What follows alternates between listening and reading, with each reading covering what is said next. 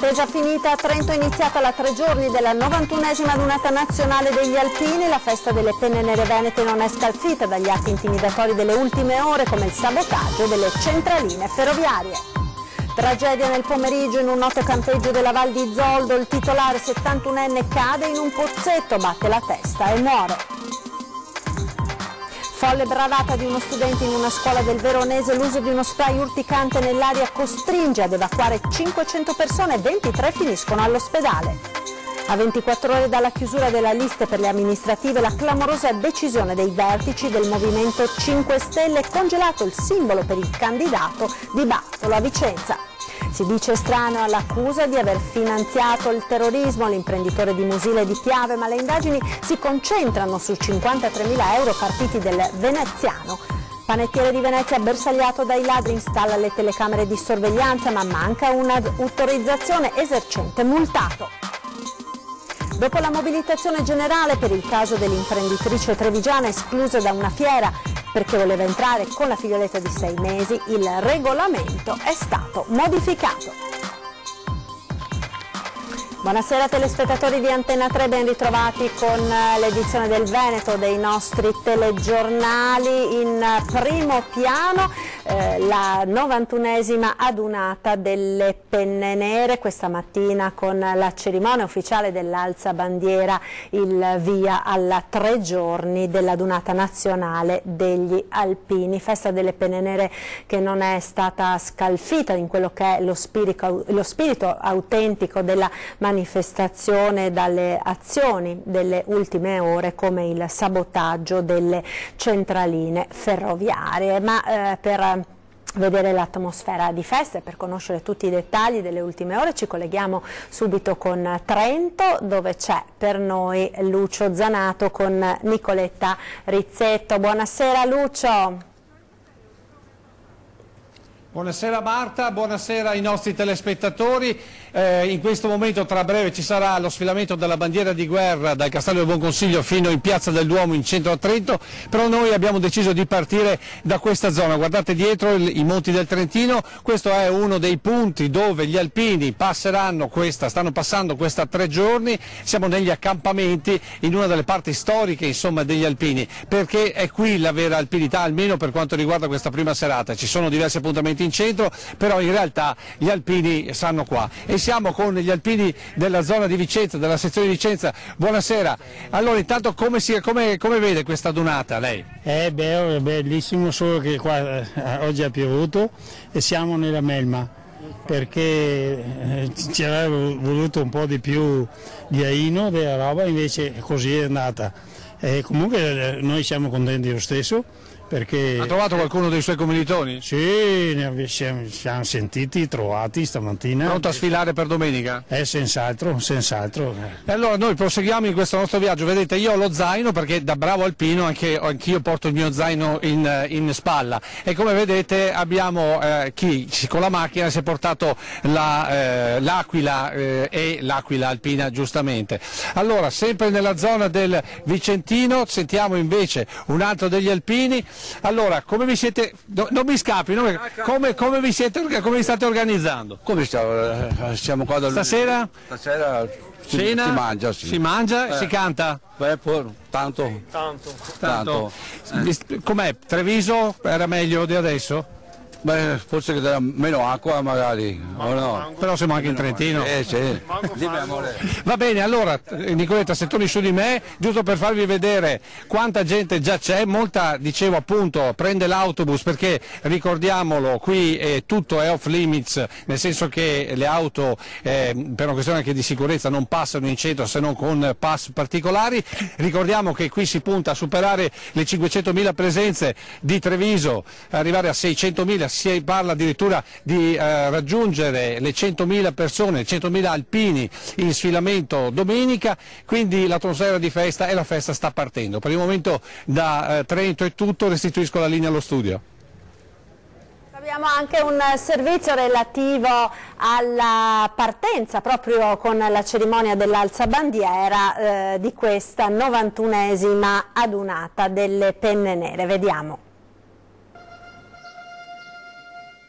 Con la cerimonia ufficiale dell'alzabandiera ha preso il via la 91esima Dunata degli Alpini a Trento, 89 gruppi da Treviso, altrettanti dalle altre 3 sezioni della Marca, Conegliano, Vittorio e Valdobbiadene, per un totale di circa 4.000 penne nere arrivate da Treviso, ancora galvanizzate dal successo della Dunata del Piave. Oggi a Trento la festa entra nel vivo in una città ormai già invasa pacificamente dagli alpini, in un clima che, nonostante le tensioni e di boicottaggi delle ultime ore, rimane quello consueto di festa ma anche di riflessione sui valori dei quali da sempre gli alpini si sono fatti portatori. In questo senso particolare importanza acquisisce la cittadella della Protezione Civile, allestita per la prima volta proprio qui a Trento. Protezione Civile degli Alpini, nata all'indomani del devastante terremoto del 1976 in Friuli, è cresciuta sempre più nel tempo, portando le penne nere ovunque ci sia stato bisogno di loro. Abbiamo voluto proprio per la prima volta qui a Trento mettere su questa cittadella che, per dimostrare, per far vedere alla popolazione, ma soprattutto io mi auguro ai giovani, di avvicinarli con questa vetrina, di avvicinare i giovani alla Protezione Civile. La maggior parte dei gruppi veneti è già arrivata, ma molti ancora arriveranno in città nelle prossime ore, anche solo per partecipare all'evento Clou, lo sfilamento di domenica, con un occhio al cielo. Stanno continuando ad arrivare penne nere, alpini ce ne sono dappertutto, speriamo che il tempo ci aiuti, che faccia il bravo, perché gli alpini devono godersi queste 3 giornate in serenità e che vada tutto bene. La cronaca ora dal Bellunese del primo pomeriggio di oggi, la notizia della tragedia sul lavoro che si è consumata nell'area del camping di Palafavera e che lascia sgomenta tutta la Val di Zoldo nel Bellunese. Il titolare dell'omonimo campeggio, Angelo Martin, 71 anni, stava pulendo il pozzetto delle acque reflue quando, per cause da accertare, è caduto all'interno del manufatto battendo violentemente il capo. Per l'anziano non c'è stato nulla da fare. Sul posto sono intervenuti i carabinieri di Forno di Zoldo, che hanno eseguito i rilievi, oltre al personale del SUEM 118 e allo Spisal. La salma resta a disposizione dell'autorità giudiziaria. Ed ancora cronaca dal Veronese, perché oltre 500 tra studenti ed insegnanti sono rimasti intossicati dalle esalazioni emesse da una bomboletta utilizzata da un ragazzo, una bomboletta di spray urticante. È successo all'istituto statale Maria Curie di Bussolengo. Per 23 persone è stato necessario ricorrere alle cure negli ospedali di Bussolengo, Peschiera del Garda e al Policlinico di Verona. Nessuno è in condizioni critiche. Sul posto sono intervenuti i sanitari del 118 con 3 ambulanze, i vigili del fuoco per la verifica delle condizioni di sicurezza dell'edificio ed i carabinieri che hanno avviato le indagini. La dinamica dell'incidente che ha provocato l'intossicazione collettiva è già stata ricostruita ed il responsabile sarebbe già stato individuato. Si tratta di uno studente che avrebbe compiuto una bravata utilizzando lo spray all'interno dell'impianto di areazione della scuola. Secondo quanto si è appreso, sarebbe uno spray commerciale dalla tossicità fortunatamente non elevata. Ancora cronaca dal veneziano, si dice estraneo all'accusa di avere finanziato il terrorismo l'imprenditore di origine siriana residente a Musile di Piave, finito nell'inchiesta della Procura Nazionale Antiterrorismo, che ha visto ieri l'esecuzione di 14 ordinanze di custodia cautelare. Sentiamo. Si intreccia con l'indagine dello Scicco di Roma l'inchiesta sul finanziamento al terrorismo internazionale condotta dalla Procura di Venezia, che ha indagato 2 imprenditori di nazionalità siriana, uno di San Donà, l'altro di Musile di Piave, nei confronti dei quali è stata mossa l'accusa di riciclaggio internazionale e finanziamento di condotte a scopo di terrorismo. Musile e San Donà sono divise dal Ponte della Vittoria, che è il principale collegamento fra le 2 località in questi giorni addobbate a festa per il raduno dei bersaglieri. Tra la gente la notizia strillata dalle locandine dei quotidiani locali ha destato sorpresa e curiosità. Questa notizia in edicola questa mattina come è stata commentata? Ha fatto molto scalpore, tutti si chiedono se possono conoscere queste persone, ma insomma un po', tutti sono incuriositi, insomma, hanno comprato il quotidiano per leggere se c'era scritto qualcosa di più approfondito. Ho letto adesso la locandina e sono incuriosita e voglio leggere. Le indagini della Procura lagunare si concentrano in particolare su una somma pari a 53.000 euro inviati in Siria per canali non ufficiali. L'imprenditore di Musile ha detto agli inquirenti che quella somma gli sarebbe servita per acquistare una casa in Siria e che avrebbe scelto di inviare il denaro brevi manu per risparmiare sulle tasse. Se quei soldi siano realmente finiti nelle mani dei terroristi combattenti del gruppo di Al-Qaeda al-Nusra è tutto da dimostrare, ma nonostante tutto a Musile resta forte la preoccupazione. Non è una cosa che dà sicurezza e tranquillità. Sapere che certa gente nel territorio magari guadagna dei soldi in maniere anche magari non proprio lecite per finanziare quello che sappiamo bene non è una cosa bella, non si è tranquilli. Già 2 o 3 anni fa c'era un altro qua a Musile che finanziava il terrorismo. Quindi cos'è? Che poi è andato a abitare a Sanonà, credo. Quindi lei dice potrebbe essere la stessa persona? Ma può anche darsi che sia la stessa persona. Noi roba da poco. Cioè, una volta c'erano le grosse città, adesso invece i paesi sono uguali. È una notizia che fa rabbrividire, perché il terrorismo dovrebbe finire. Invece siamo sempre dentro, tutti i momenti c'è qualcosa che non funziona e per noi dispiace tanto. La sindaca Silvia Susanna al telefono ci dice di non conoscere i dettagli dell'indagine che si è fermata a Musile. In paese l'imprenditore siriano non è conosciuto, si sa solo quanto è emerso dal lavoro degli inquirenti, e cioè che l'impresa edile di cui era titolare è stata chiusa nei mesi scorsi e che l'uomo attualmente lavorerebbe come operaio. Ed ora la pagina politica. A Roma oggi secondo vertice Di Maio-Salvini sulla formazione del governo Lega-Movimento 5 Stelle. I 2 leader continuano a trattare sul programma contratto. Non c'è invece ancora intesa sul nome del Premier. Domani a Milano un incontro proprio per sciogliere questo nodo. Intanto il riflesso sulle amministrative è stata la ventilata ipotesi di un possibile patto tra i 2 partiti alle urne, un patto che potrebbe stringersi per i ballottaggi, un'idea lanciata dal segretario regionale del Carroccio D'Arè, che ha trovato però un primo stop dai vertici veneti del Movimento 5 Stelle. Proprio nel Movimento 5 Stelle arriva un colpo di scena sulle amministrative di Vicenza, perché potrebbe uscire dalla rosa dei candidati il sindaco del Movimento 5 Stelle. Il partito infatti non ha concesso il simbolo. Sentiamo. Thriller politico giallo grillino, o se preferite mistero buffo. Francesco Di Bartolo, alfiere del Movimento 5 Stelle, è rimasto senza simbolo di partito. Ecco la prova provata. Nel blog del partito c'è la lista dei comuni che vanno al voto e che hanno ottenuto il via libera ufficiale. Come vedete, manca proprio Vicenza. Un colpo di scena epocale, perché in Italia non era mai accaduto niente del genere. Entro domani, in un mezzogiorno che si annuncia di fuoco, deve essere depositata la lista dei candidati al Consiglio Comunale, col sostegno, come previsto, di almeno 350 firme. Firme raccolte proprio sul simbolo che oggi non è stato concesso, bloccando tutto. Cosa è accaduto? Beh, per rispondere bisogna addentrarsi nelle procedure e nei meccanismi di un movimento verticistico, ma anche social democratico, dove sia chiaro social sta per web. Un movimento con tante anime, forse troppe, alcune di destra, altre di sinistra, con contrasti assortiti, a volte sopiti, a volte evidenti, come a Vicenza. Fatto sta che a ogni candidato in lista viene chiesto di sottoscrivere il regolamento a 5 Stelle, certificando di non avere pendenze penali, di non essersi mai presentati alle elezioni contro i grillini, di non aver già esercitato 2 mandati.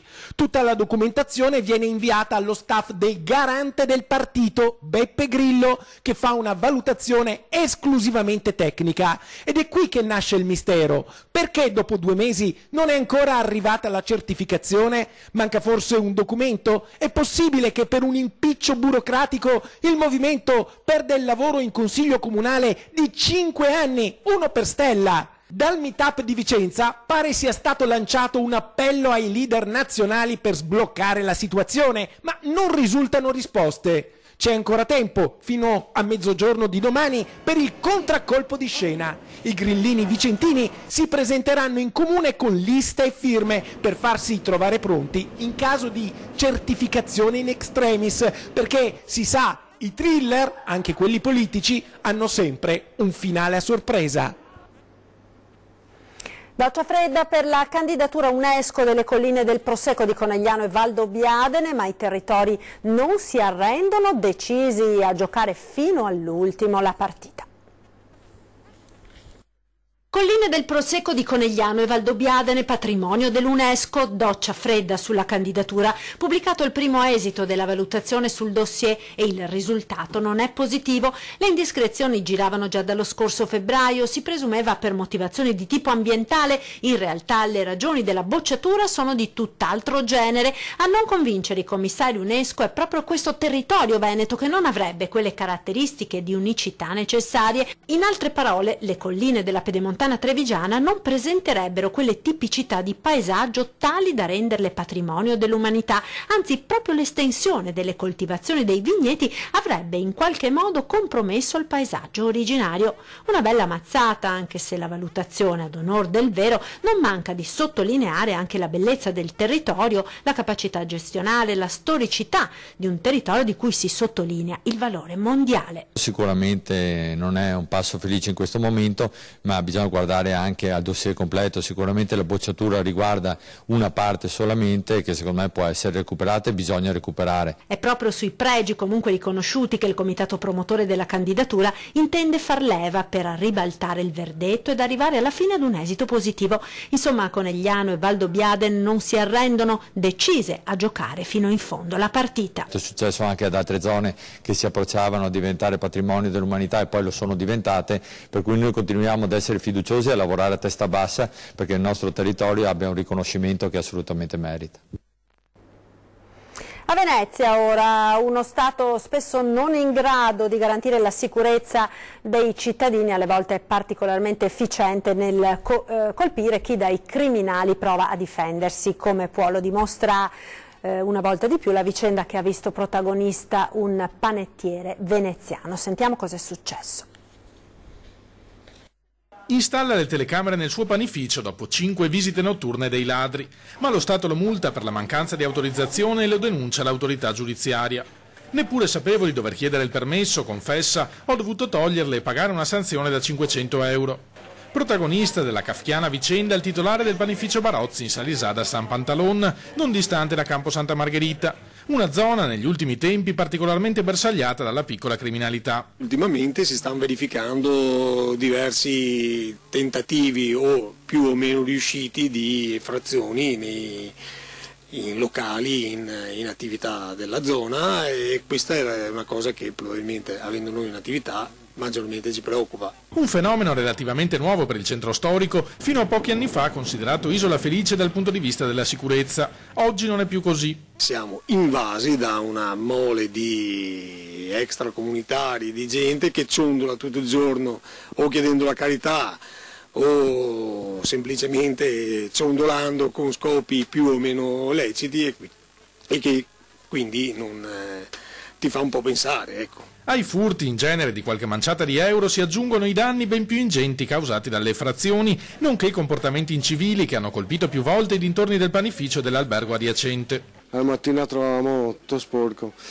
e lui ha messo le telecamere per vedere chi erano, però per mettere le telecamere bisogna avere i permessi. E i veneziani si dividono tra chi prova a contrastare questi fenomeni, come il gruppo di residenti di San Pantalone impegnati nel controllo di vicinato, e chi alza le spalle nella convinzione di essere ancora tra i fortunati. Considerando cosa c'è di là del ponte. Ci fermiamo ora per la pubblicità, lì nella regia, tra poco.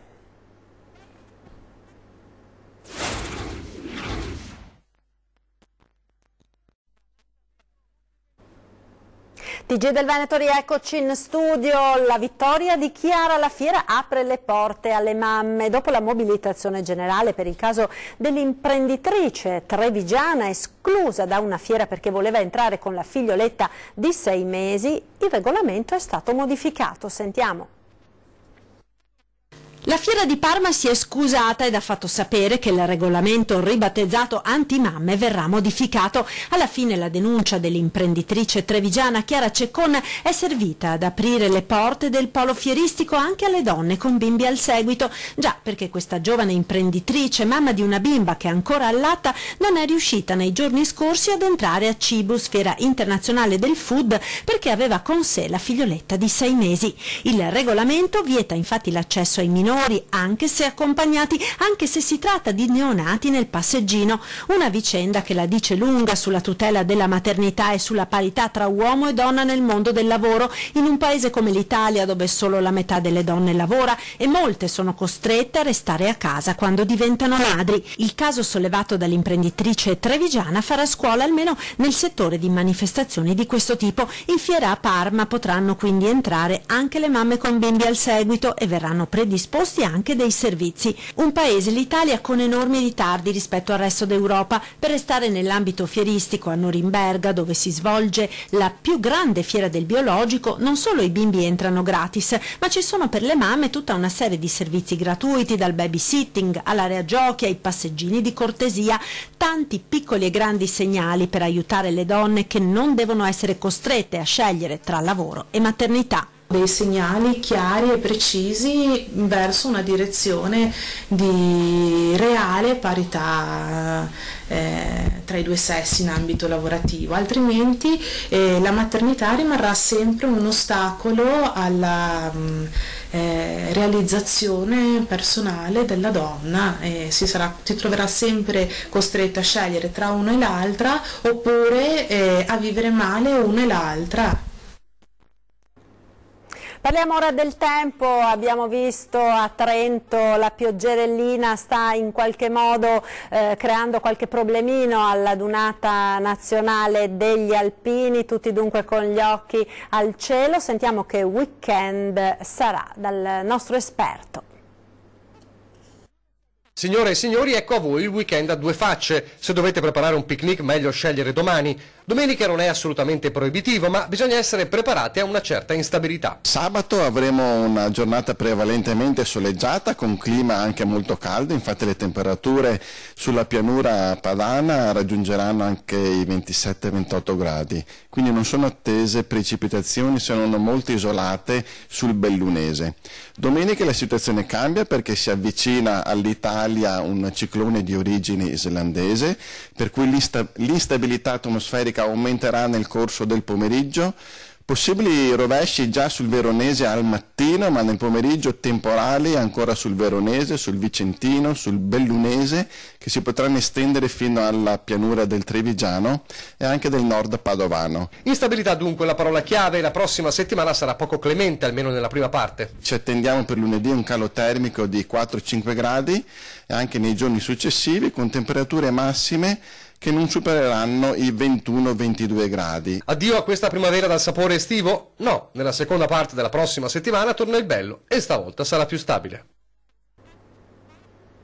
Ed è tutto per questa edizione, vi ricordo subito dopo i TG torna 20:10, ospite in studio Angela Colmeller, deputato della Lega Nord e naturalmente ancora collegamenti in diretta con Trento per la 91esima Dunata Nazionale delle Penne Nere. Grazie dunque per essere stati con noi, vi lascio al nostro meteo, arrivederci.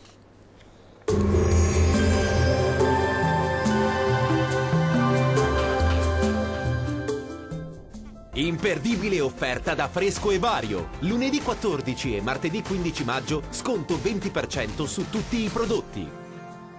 Ben ritrovati al meteo. Tempo stabile, tuttavia con qualche disturbo sulle nostre regioni. Vediamo il dettaglio.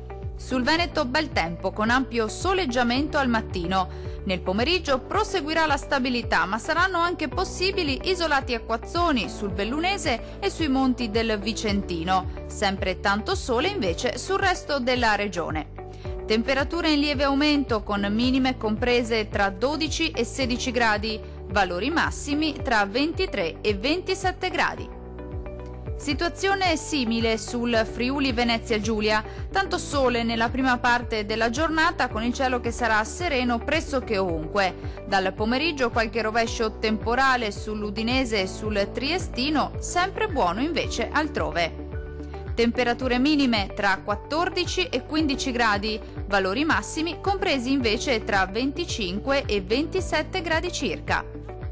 Raggiungiamo infine il Trentino Alto Adige. Asciutto e stabile al mattino, poi peggiorerà gradualmente con addensamenti e temporali sparsi ma piuttosto frequenti, possibili un po' ovunque sulla nostra regione, dove tuttavia migliorerà entro la serata. Temperature minime tra 12 e 13 gradi, massime comprese invece tra 22 e 26 gradi. Dal meteo di Antenna 3 per ora è tutto. Arrivederci al prossimo aggiornamento.